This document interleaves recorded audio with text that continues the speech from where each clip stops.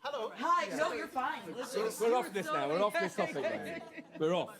Yes. Boring pointless conversation. Well, I'm Tessa with Mama's Geeky here with the Librarians. How are you guys doing? Very well, thank you. What's your name again? Tessa. Was it what? Mama's Geeky. Okay. Yeah. It was my mom. I'm geeky. And the two. I want to start with the returnees back here. When you guys first left, did you ever expect to get the call to come back?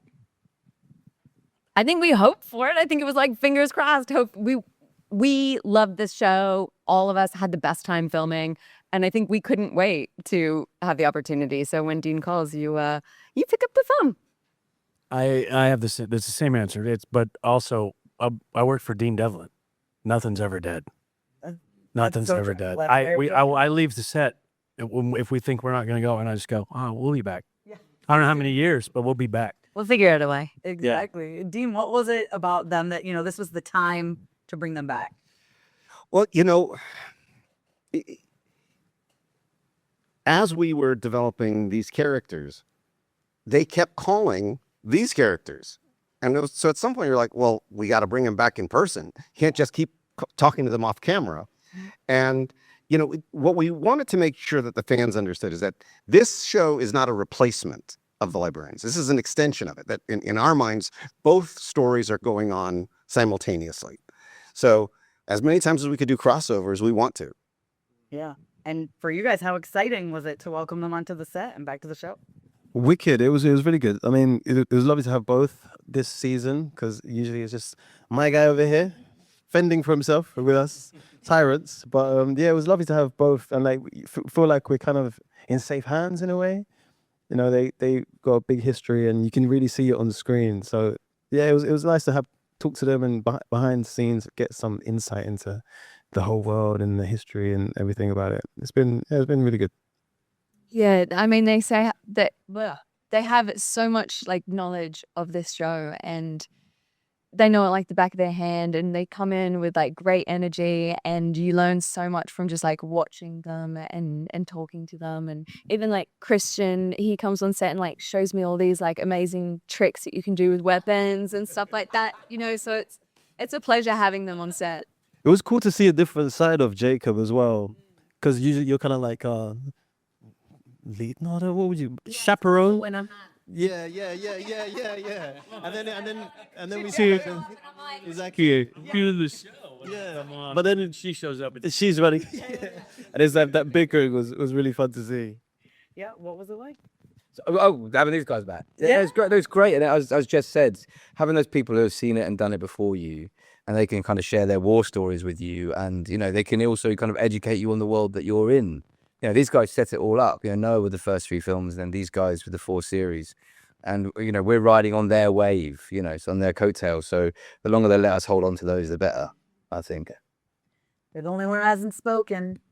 I will say much of the same. But also, I guess, I watched the original Librarians when I got this job and I was going through it. So there's something, I remember meeting you in hair and makeup, and I was so excited because, when you see a face that you recognize, and I just think I did lose it a bit. We haven't spoken about that. So I'm so sorry.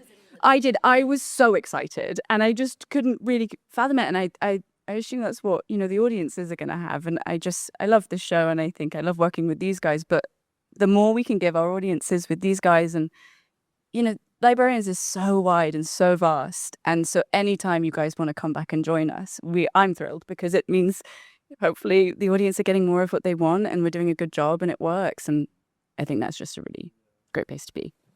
Yeah. Amazing. Well, that's it. This went so fast, but I can't wait for season 2. And congratulations, guys. Thank you so much. Thank you. All right. Well, hello. I'm Rachel Tollison here from Mama's Geeky, getting ready to talk to 2 wonderful people about Dungeon Crawler Girl. How are you guys doing today? I'm like 85% conscious now. It's pretty cool. Only 85%? All right. Yeah. Well, that's what happens when you guys schedule these things very early in the morning.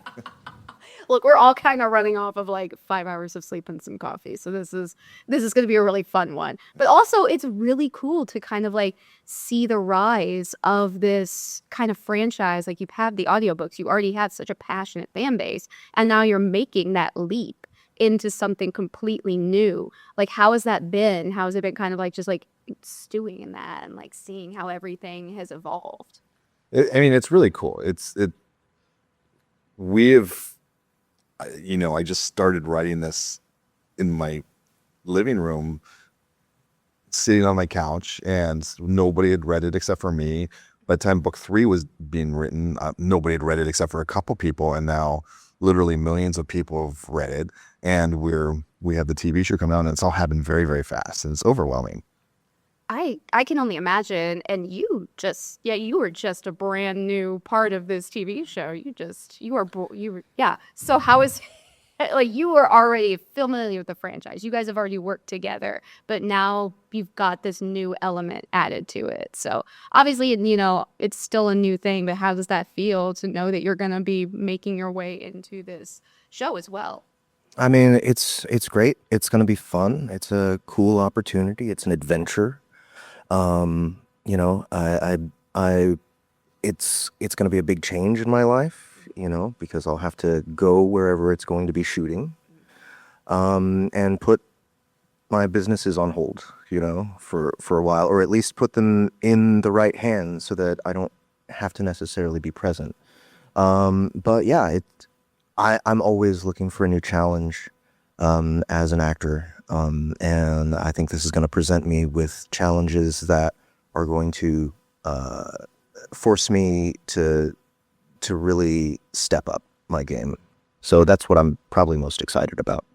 Yeah, it's like a whole new layer that you get to do. And like for both of you, it's new for both of you. So you kind of get to see what this is like. And you've collaborated before. So how excited are both of you to kind of continue this collaboration?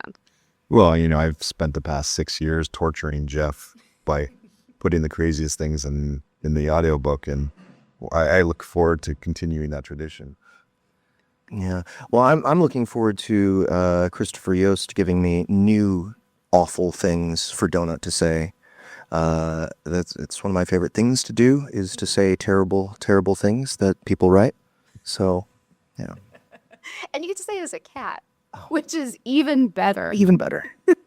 You don't expect that from a cat, and then you get Princess Donut, and you're like, oh, okay. But I think that's one of the reasons why people love her so much, and why I personally am like really excited to see kind of like how this goes. What is one of the really cool things, Matt, so far that you have experienced just like leading up to all of this? Well, there's every single day something new happens that I wasn't expecting, that wasn't even on my radar. We have the tabletop game. We have the comic book. There's the candy bars by Maeve Chocolate. I mean, just candy bars with Princess Donut on them, with Jeff's face on them now. He hates them, but I think they're delicious.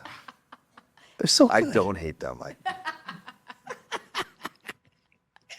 And there's a new one coming out that sounds really awesome too. Is it a Mongo bar? No. Oh. Okay, well, we'll have to stay tuned for that. Absolutely. But thank you both so much for chatting with me today. I am very excited to see how this is going to go, and congratulations. All right, thanks, guys.